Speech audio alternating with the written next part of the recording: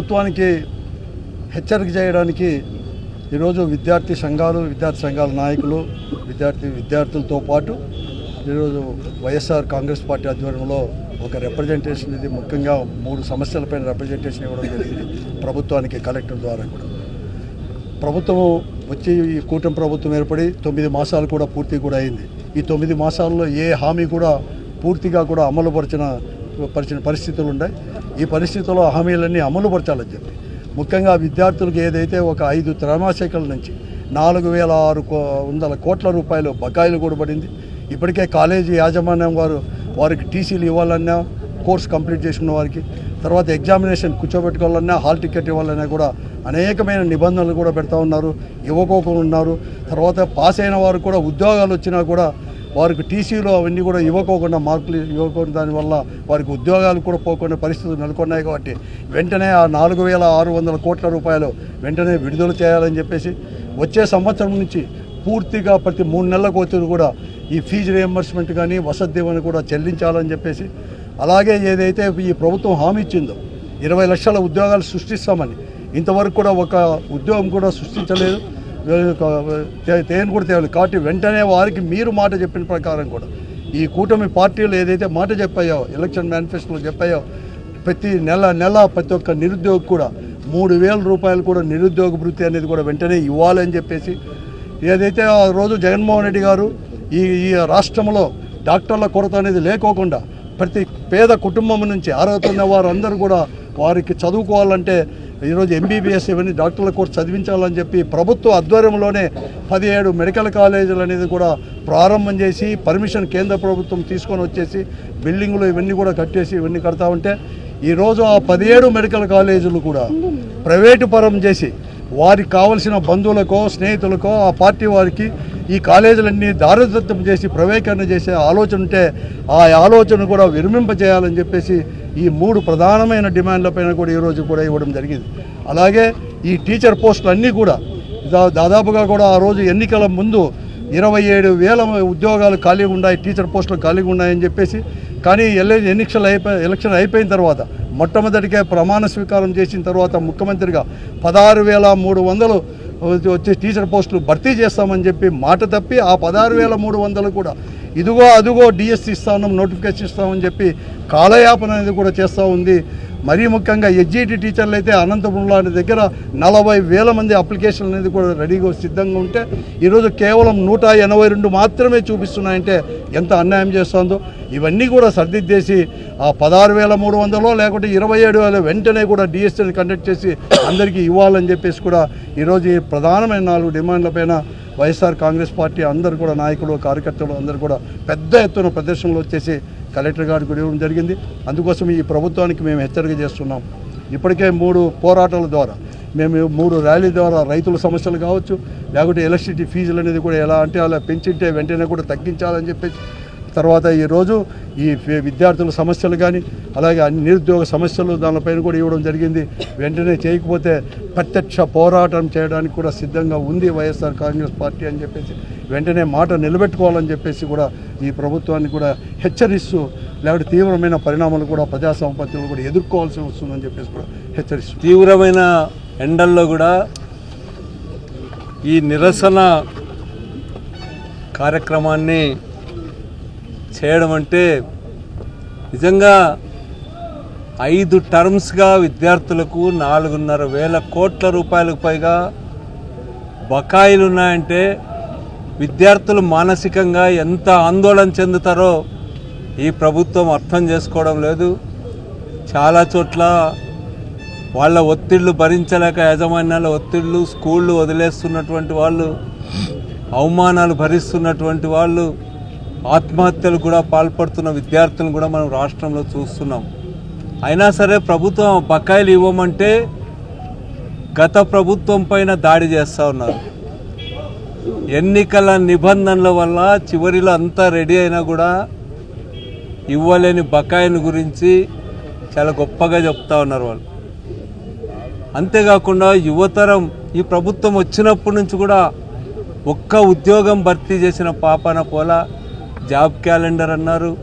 జగన్ గారు ముఖ్యమంత్రి అయినా వెంటనే 4 నెలల్లోనే 1,25,000 గ్రామ అదేవిధంగా వార్డు కార్యదర్శుల ఉద్యోగాలన్నీ కూడా భర్తీ చేసినారు. 2.5 లక్షల ఉద్యోగాలు వాలంటీర్ల పోస్టులు భర్తీ చేసినాము. అదేవిధంగా దాదాపు ఒక 3.5 లక్షల అవుట్సోర్సింగ్ ఉద్యోగాలు భర్తీ చేశాం. అదేవిధంగా ఈరోజు కాంట్రాక్ట్ ఉద్యోగాలు కూడా భర్తీ చేశాం. మీరు ఏం చేశారని చెప్పి నేను అడుగుతా ఉన్నా. మాటలు చెప్తా ఉన్నారు, మోసగిస్తూ ఉన్నారు అందరినీ కూడా. ఏమైనా అంటే అణచివేత చర్యలకు పాల్పడుతూ ఉన్నారు. మోసం చేస్తే అరెస్టులు తప్పవని చెప్పి హెచ్చరికలు చేస్తూ ఉన్నాడు ముఖ్యమంత్రి గారు. మోసం చేసింది ఎవరు అని మేము అడుగుతా ఉన్నాం. ఇన్ని కోట్ల మంది ప్రజలకు మోసపు హామీలు ఇచ్చి అన్యాయం చేసింది, మోసం చేసింది మీరు కాదా అని అడుగుతా ఉన్నాం. కేసు పెట్టాల్సి వస్తే మీ పైన, లోకేష్ పైన మొదటి కేసులు పెట్టాలని చెప్పి నేను ఈ సందర్భంగా తెలియజేస్తాను. ఇప్పటికైనా స్పందించి విద్యార్థులు, యువకుల్లో ఉంటున్నటువంటి అసంతృప్తిని, నిరసనని పరిష్కారం చేయడానికి, వారి సమస్యలను పూర్తిగా అర్థం చేసుకొని సానుభూతితో వాటిని పరిష్కారం చేయాలని చెప్పి విజ్ఞప్తి చేస్తాను. విశ్వవ్యాప్తంగా ఈ రోజున వైఎస్ జగన్మోహన్ రెడ్డి గారి పిలుపు మేరకు వైఎస్ఆర్సీపీ ఆవిర్భావ దినాన ప్రజల కోసం పోరాటం చేస్తామనే ఒక దాంతో ఈ రోజున పోరాట రూపంలో యువత కోసం జరిగిన కార్యక్రమానికి వచ్చి అందరికీ నేను నమస్కారాలు తెలియజేస్తా ఉన్నా.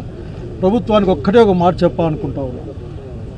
మీరు పార్టీలని, ప్రభుత్వాలని కలిపే ప్రయత్నం చేస్తూ ఉన్నారు. ఈ రోజున మీరు ఇచ్చిన హామీలన్నీ కూడా దాదాపు 1కి 10 సార్లు మీరు రకరకాల వేదికల మీద చెప్పి ఉన్నారు. నిరుద్యోగులకు నిరుద్యోగ భృతి, 20 లక్షల ఉద్యోగాలు ఇస్తామని చెప్పి ఉన్నారు. అట్లాగే ఫీ మొత్తం కడతామని చెప్పి ఉన్నారు. మీరు ఏమి ఆపమని చెప్పి ఉన్నారు. కానీ మీరు అధికారంలోకి వచ్చిన తర్వాత మొత్తం మీరు మోసం చేసి, మాయ చేసే ఒక కార్యక్రమం తప్ప ఇంకోటి కనపడడం లేదు ఇక్కడ. పోయిన ఎన్నికల్లో మీకు చాలా కరతారకంగా ఉన్న చేతుల్లో ఉన్న విద్య ఒకటి, గజకర్ణ, గోకర్ణ, టక్కు, టమార, ఇంద్రజాల, మహేంద్రజాల విద్యలు మీరు చూపిస్తారు. లేనిపోయిన ఆశలు కల్పిస్తారు. ఓట్లు వేసుకున్న తర్వాత మీరు ఆశలు పక్కబెట్టి ఈ మధ్య కొత్తగా మీకు ఎర్ర బుక్కు, పచ్చ బుక్కు, నల్ల బుక్కుల్లో మీరు మాట్లాడుతూ ఉన్నారు. ఆ బుక్కుల్లో మీరు రాసుకోవాల్సిందే ఈ రాష్ట్ర ప్రజలకు ఏమేం వాగ్దానాలు ఇచ్చారో ఆ వాగ్దానాలను తీర్చేది ఎట్లా అని రాసుకుని ఉంటే సంతోషపడి ఉండేవాళ్ళం. పేద ప్రజలకి చదువుకు అయ్యే డబ్బుల్ని ఏ విధంగా ఇస్తాం, తెచ్చుకునే అప్పుల్లో ఎట్లా కడతాం, 1,00,000 కోట్లలో ఎంత కట్టామని రాసి చూపించుంటే బాగా ఉండేది. అట్లాగే 20 లక్షల ఉద్యోగాలు ఏ విధంగా ఇస్తామని దాంట్లో రాసుకొని ఉంటే బాగా ఉండేది. 3,000 చొప్పున ప్రతి ఒక్కరికి ఇప్పటికే పంపిణీ చేస్తుంటే బాగుండేది. సంవత్సర కాలం వాళ్ళకు రావాల్సిన, వాళ్ళకు హక్కుగా రావాల్సిన డబ్బుల్ని మీరు ఇవ్వలేదు, వాళ్ళకి లబ్ధి చేకూరలేదు. దేనికోసం మీరు పరిపాలన చేస్తున్నారో అర్థం కావడం లేదు. పరిపాలన మాట్లాడితే ప్రధానికి జగన్మోహన్ రెడ్డి పరిపాలన, జగన్మోహన్ రెడ్డి కాలం అని మాట్లాడతారు. జగన్మోహన్ రెడ్డి కాలం సుభిక్షమైన కాలమని మీ 9 నెలల పరిపాలన తర్వాత ప్రతి ఒక్కరూ మాట్లాడుకుంటున్న అంశం. మీరు చెప్పిన అబద్ధాలు, 14 లక్షల కోట్ల రూపాయలు అప్పు చేశాడు జగన్మోహన్ రెడ్డి అని చెప్పారు మీరు. కానీ తీరా చూస్తే పయ్యావుల కేశవ్ గారు ఆర్థిక శాఖ మంత్రి చెప్పిన లెక్క 3,70,000 ఎంత, అంతకంటే ఎక్కువ 4 లక్షలు కూడా లేదని బయటకు వస్తే అప్పంగా మీకు ఆఖరికి అన్ని అప్పులు కలిపిన 7 లక్షల కోట్ల డబ్బులు మీ దగ్గర మిగిలిపోయాయి. ఇప్పటికే 1,00,000 కోట్లు అప్పు చేశారు మీరు. లెక్క చెప్పడంలే, రైతులకి ఇలే, విద్యార్థులకి ఇలే, నిరుద్యోగులకి ఇలే, గృహానికి ఇవ్వలే, దేనికి ఇవ్వలే. ఇదంతా ఆఖరికి అగమ్య గోచరంగా ఉన్న పరిస్థితి చూస్తూ ఉన్నాం. ఇప్పటికైనా మునిగిపోయింది లేదు. మీరు వస్తారు, మీ ఎన్నికల మేనిఫెస్టో బయటికి తీయండి. ఆ రోజే చెప్పారు జగన్మోహన్ రెడ్డి గారు, ఇదని చెప్పే మాటలన్నీ కూడా అమలు చేసే మాటలు కాదు, కేవలం బూటకపు మాటలు మాట్లాడుతున్నాడు, బూటకపు వాగ్దానాలు చేస్తున్నాయని పలుమార్లు చెప్పినప్పటికీ ప్రజలు విశ్వసించారు. ఆ విశ్వాసాన్ని కాపాడుకోవాలి. విశ్వాసఘాతుకానికి పాల్పడుతున్నారని చెప్పాల్సి వస్తూ ఉంది. ఈ రోజున ఈ పోరాటం నుంచి డిమాండ్ చేస్తూ ఉన్నాం. ఇందులో పెద్ద గొప్ప కష్టమైన పని మీకేం పెట్టడం లేదు. పరిపాలనే, సంక్షేమమే. మీరు చెప్పిన మాటే తక్షణం బాకీ ఉన్న 4,500 కోట్ల రూపాయలు, 4,700 కోట్ల రూపాయలు పిల్లలకు ఫీజులు ఇవ్వండి. ఎగ్జామ్స్ టైం వచ్చినాయి, సర్టిఫికెట్లు ఇవ్వడంలే, హాల్ టికెట్ సరిగ్గా రావడంలే, భయపడుతూ ఉన్నారు, తల్లిదండ్రులు ఉడుకుతూ ఉన్నారు. కనుక ఆందోళనలో చదువులు ఎట్లుంటాయి అర్థం కాని విషయం మీకు అర్థం కాదు. ఎందుకంటే మీ చదువులన్నీ చాలా పెద్ద పెద్ద చదువులు ఉంటాయి. పెద్ద పెద్ద స్కూల్లో చదివిస్తారు మీ వాళ్ళని, మీ పిల్లల్ని. కానీ మా పిల్లలు చాలా చిన్న చిన్న స్కూల్లో చదువుతారు. దయచేసి ఫీజు డబ్బులు ఇవ్వండి. ఇవ్వకపోతే ఏం జరుగుతుందో భవిష్యత్తులో మీకే కనిపిస్తుంది. అట్లాగే ఇచ్చిన మాట ప్రకారం 20 లక్షల ఉద్యోగాలు లేకుంటే 3,000 రూపాయలు ఉద్యోగాల మాట లేదు, 3,000 రూపాయల మాట లేదు. అసలు 3,000 రూపాయలు అయితే చెప్పినట్లు కూడా కలిసి పేపర్లు రాసుకోవడం లేదు. ఒకసారి మీ బుక్ తెరిచి రాసుకోండి. 3,000 రూపాయలు వెంటనే ఇచ్చేసేయాలా, ఈ మార్చి నుంచి ఇవ్వాలా, లేకుంటే ఆఖరికి ఏప్రిల్ నుంచి ఇద్దాం, రాసుకొని చెప్పండి. ఇది దగా చేసే మాట, దగా చేసే కార్యక్రమం మంచిది కాదు. పరిపాలన పైన ప్రజలకు నమ్మకం పోతుంది. జాగ్రత్త అని చెప్పాలనుకుంటా ఉన్నాం. ఎందుకంటే దుర్మార్గమైన మీ ఆలోచన. మీరు ఎప్పుడు వచ్చినా సరే ప్రభుత్వ ఆస్తుల్ని ప్రైవేట్ పరం చేసే ప్రయత్నం చేస్తారు. ఈరోజు గవర్నమెంట్ స్కూల్ యొక్క పరిస్థితికి కానీ మీరు చెప్తా ఉన్నారు గవర్నమెంట్ స్కూళ్ళ గురించి. గవర్నమెంట్ స్కూళ్ళు గాడిలో పడ్డాయంటే అవి ఎప్పుడైనా సరే యూపీఏలో కానీ జగన్మోహన్ రెడ్డి గారి నాయకత్వం జరిగిన కార్యక్రమాలు తప్ప మీ చేతులు అంత ఎప్పుడేం జరగలేదు. మీరు ఎప్పుడు చూసినా సరే విద్య పట్ల ఒక సీతకన్ను వేస్తూ ఉంటారు. మీరు ఆఖరి ఈరోజు కూడా చెప్తా ఉన్నారు, మీరు ఒక మోడల్ స్కూల్ పెడతాం, ఆ స్కూల్కి మేము స్థలం ఇస్తాం, ఎవరు వస్తారో ముందుకంటే అక్కడ కూడా వ్యాపారం చేసుకునే ప్రక్రియ. దాంట్లో భాగంగానే ఎక్కడా లేని విధంగా ఈ దేశంలోనే ఒకేసారి ప్రభుత్వ రంగంలో 17 మెడికల్ కళాశాల ప్రారంభం. జగన్మోహన్ రెడ్డి గారి ఆశ, వారి కళ, వారి వాగ్దానం. ఇప్పటికే 5 కళాశాలలు మొదలయ్యాయి, పులివెందులో పూర్తి అయింది. కానీ కేవలం జగన్మోహన్ రెడ్డి గారు వాటిని మొదలుపెట్టాయని ఒక కారణం. రెండవది దాన్ని మీ అస్మదీయులకి తస్మదీయులకి కట్టబెట్టే ప్రయత్నం. ఆఖరికి పీపీపీ మోడ్ అంటే మాకు తెలీదా? ఎన్ని చూసాం? ప్రైవేట్ పరం చేయడం తప్ప ఇంకోటి కాదు. 17 కళాశాలలు ప్రైవేట్ పరం అయితే, లేక 15 కళాశాలలు ప్రైవేట్ పరం అయితే 2,500 సీట్లు, అందులో 2,120 చిల్లర సీట్లు ఆఖరికి సర్వీస్ మేనేజ్మెంట్ కోటాకు పోతే దాంట్లో రిజర్వేషన్ లేదు, దాంట్లో మతం లేదు, ఏమీ లేదు. ఆఖరికి కేవలం డబ్బులు. ఎవరి దగ్గర డబ్బులు ఎక్కువ ఉంటే డబ్బులు పెట్టి అది సీట్ కొనుక్కుంటాడు ఆఖరికి. అంటే చదువుని ఇప్పటికీ వ్యాపారంగా చేశారు. విశాఖపట్నంలో మీ వాళ్ళకి సంబంధించిన ఒక డీమ్డ్ మెడికల్ కాలేజ్ ఉంది. కనుక దయచేసి ఇప్పటికైనా అన్ని ప్రజలకి, పేద ప్రజలకి, చదువున్న తల్లులకి, చదువున్న చిన్నపిల్లలకి అందరూ కూడా బాలికలకి బాలులకు వైద్య విద్య అందాలి. అందితే గ్రామీణ ప్రాంత విద్య వస్తుంది. మెడికల్ కళాశాలకు అనుబంధమైన మెడికల్ కళాశాల పెద్ద మంచి వైద్యాన్ని అందిస్తుంది. కనుక అన్ని ప్రాంతాల్లో దాన్ని అవకాశం ఉంది. కాబట్టి దయచేసి ఇప్పటికే మీ యొక్క దురాలోచనని మానేయమని కోరుతా ఉన్నా. తక్షణం మీరు ఆ ఇచ్చిన నోటీసు, అది సర్కులర్ ఇచ్చారు మీరు, ఆ పీపీపీ మోడ్ కింద, దాన్ని ఉపసంహరించుకోండి. ప్రజలకు అన్యాయం చేయొద్దండి, వాళ్ళ ఆరోగ్యానికి అన్యాయం చేయొద్దండి. ప్రజల భవిష్యత్తు ఆరోగ్యం పైన, విద్య పైన ఆధారపడి ఉంటుంది. వీటిని మీరు వ్యాపారంగా చూడొద్దండి. ఇది ఈ సమాజానికి భవిష్యత్తుకు పెట్టుబడిని ఏదైతే రాజశేఖర రెడ్డి గారు, జగన్మోహన్ రెడ్డి గారు నమ్మారో దాన్ని అనుసరించమని డిమాండ్ చేస్తూ ఉన్నాం. పరిష్కరించమని మరొకసారి మిమ్మల్ని కోరుతా ఉన్నాం, డిమాండ్ చేస్తాం. చంద్రబాబు నాయుడు గారు ఎలక్షన్ క్యాంపెయినింగ్లో చెప్తుంటే జగన్మోహన్ రెడ్డి గారి పథకాలు ఏమిటో అన్నీ కంటిన్యూ చేస్తున్నాం. దాంతోపాటు అడిషనల్గా సూపర్ 6 పథకాలు ఇస్తామని చెప్పి జనాలు ముబ్బ పెట్టారు. అంటే జనాలు ప్రతి ఒక్కరు ఆశావాళ్ళు కాబట్టి పథకాలు కంటిన్యూ ఉంటాయి అనుకుంటారు ప్రతి ఒక్కరు కూడా. దాంతోపాటు సూపర్ 6 అంటే అందరికీ అమ్మఒడి వస్తుంది, 18 దాటితే 500 వస్తుంది, 3 గ్యాస్ సిలిండర్ వస్తుంది. అంత రకరకాల ఆశపడి చేస్తే దానికి ప్రభుత్వం వచ్చిన తర్వాత ఏది కూడా అమలు చేయకుండా ఆయన ఏమేమి చెప్తాడు, ముందు అమ్మఒడి ఒకరికి ఇస్తే మన ఆంధ్రప్రదేశ్ దివాళా చేసింది, శ్రీలంక అయిపోతుందని చెప్తున్నాడు. అదే ఇప్పుడేమో ఆయన చెప్పిన హామీలు ఇస్తే అమెరికా అయిపోతున్నాం అనుకుంటారు. కానీ అమెరికా కాదు, శ్రీలంక కంటే అధ్వానంగా పరిస్థితి అయిపోయింది. ఇక్కడ బజార్లో పోతే ఎక్కడన్నా మా రాయదులో కానీ అనంతపురంలో ఎక్కడ మొన్న ఒక షాప్ పోయినాను సింపుల్గా, చిన్న ఒక టీవీ కావాల్సిండే. ఏమంటారు సార్, నెలకి 100 ఐటమ్లు అమ్ముతూ ఉంటుంది. టీవీ కానీ, ఫ్రిడ్జ్ కానీ, వాషింగ్ మిషన్ అమ్ముతూ ఉంటే 5 ఫీజులు కూడా అమ్మడం లేదంటే దానికోసమని బిజినెస్ అయిపోయింది. ప్రభుత్వానికి ఆదాయం తగ్గిపోయింది, జిఎస్టీ తగ్గిపోయింది. కాబట్టి అన్ని రకాలుగా ప్రజల్లో డబ్బులు ఉంటే, రొటేషన్ ఉంటే ప్రభుత్వానికి కూడా ఆదాయం వస్తుంది. ఆదాయం లేదు, ఖర్చు పెట్టేది. కాబట్టి మాట ముందు సంపద సృష్టి అంటే పిల్లలకి అమ్మఒడికి పోతే సంపద సృష్టి, కరెంటు ఫీజులు పెంచితే సంపద సృష్టి, ఇవన్నీ పెంచితే సంపద సృష్టి. కాబట్టి ఇటువంటి జరుగుతుంది. కాబట్టి ఈరోజైతే ఫీజు రీయింబర్స్మెంట్.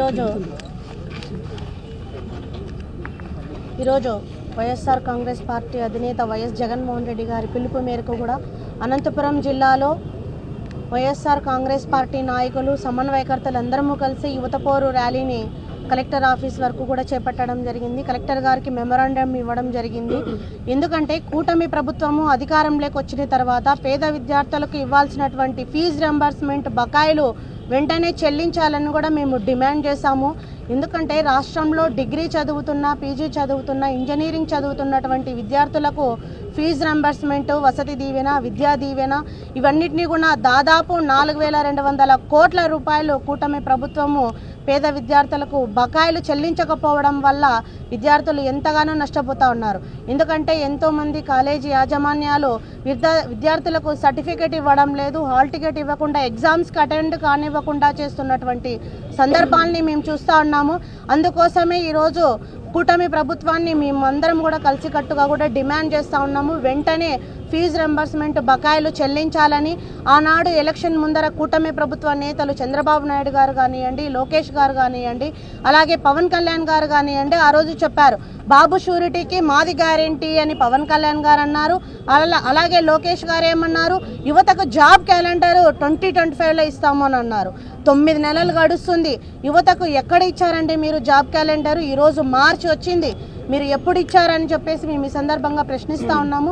అలాగే పవన్ కళ్యాణ్ గారిని కూడా మేము అడుగుతూ ఉన్నాం, మీరు ఎక్కడ ప్రశ్నించారు ప్రభుత్వాన్ని, ప్రజల పక్షాన ఏ రోజు నిలబడ్డారని మేము ఈ సందర్భంగా ప్రశ్నిస్తూ ఉన్నాం. ఈరోజు విద్యార్థులకు ఫీజు రింబర్స్మెంట్ ఇవ్వలేదు, ప్రశ్నించండి పవన్ కళ్యాణ్ గారు. మహిళలకు ఈరోజు ఉచిత బస్సు ఇవ్వలేదు, ప్రశ్నించండి పవన్ కళ్యాణ్ గారు. అలాగే రైతన్నలకు అన్నదాత సుఖీభవ ఇవ్వలేదు, పేద విద్యార్థులకు, నిరుద్యోగులకు ఉద్యోగ అవకాశాలు కల్పించలేదు. ఇవన్నిటినీ కూడా మీరు ప్రజల పక్షాన నిలబడి ప్రశ్నించండి, అప్పుడే మీరు ప్రజానాయకుడిగా ఉంటారని మేము ఈ సందర్భంగా తెలియజేస్తా ఉన్నాము. మా జగన్మోహన్ రెడ్డి గారు కానివ్వండి, వైఎస్ఆర్ కాంగ్రెస్ పార్టీ కానివ్వండి, అధికారంలో ఉన్నా లేకున్నా ప్రజల పక్షాన నిలబడడానికి, ప్రజల తరపున ప్రశ్నించడానికి ఎప్పుడు కూడా మేము ఉంటాం.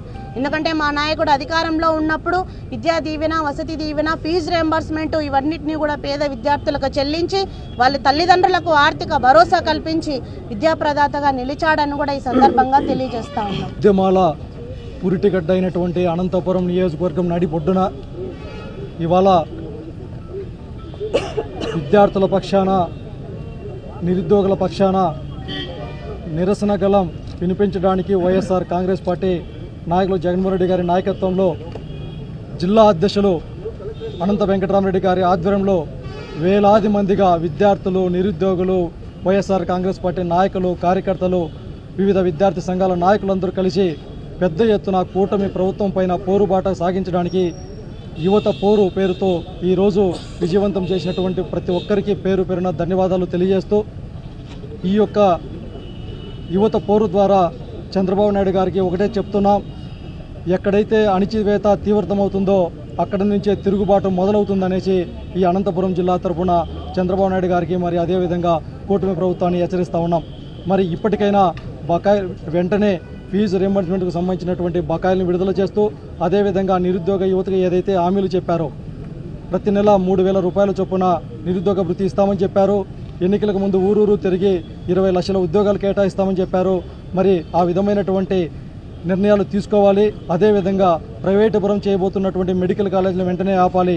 వీటన్నింటిపైన గతంలో 2019 నుంచి 2024 వరకు కూడా ముఖ్యమంత్రిగా ఉన్నటువంటి జగన్మోహన్ రెడ్డి గారి నాయకత్వంలో ఈ రాష్ట్రంలో పేద విద్యార్థులకు చదువు అడ్డం రాకూడదనేటటువంటి ఒక ముఖ్య ఉద్దేశంతో, ఒక గొప్ప సంకల్ప బలంతో, ఒక గొప్ప ఆశయంతో జగన్మోహన్ రెడ్డి గారు పరిపాలన చేస్తే ఈరోజు వాటినన్నింటినీ తుంగలో తొక్కేటటువంటి విధంగా విద్యా వ్యవస్థనంతా కార్పొరేట్ వ్యక్తులకు కట్టబెట్టేటటువంటి విధంగా నిర్ణయం తీసుకున్నటువంటి చంద్రబాబు నాయుడు గారు వెంటనే స్పందించి పేద విద్యార్థులకైతేనేమి, నిరుద్యోగులకైతేనేమి న్యాయం చేసే విధంగా మేము పోరాటం కొనసాగిస్తాం. ఈ పోరాటం తద్వారా మేము తెలియజేస్తా ఉన్నామని సందర్భంగా తెలియజేస్తా ఉన్నాం. రాయలసీమలో అనంతపురం అత్యంత కరువు జిల్లా అయినటువంటి అనంతపురంలో ఈరోజు వేలాది మందిగా విద్యార్థులు వైఎస్ఆర్ కాంగ్రెస్ పార్టీ పిలుపు మేరకు అనంత వెంకటరామరెడ్డి గారి ఆధ్వర్యంలో జరిగినటువంటి యువత పోరు కార్యక్రమంలో విద్యార్థులు, యువత అంత వేలాది మందిగా తరలి వచ్చి వారి యొక్క నిరసన కార్యక్రమాన్ని ఈరోజు అనంతపురంలో తెలియజేయడం జరిగింది.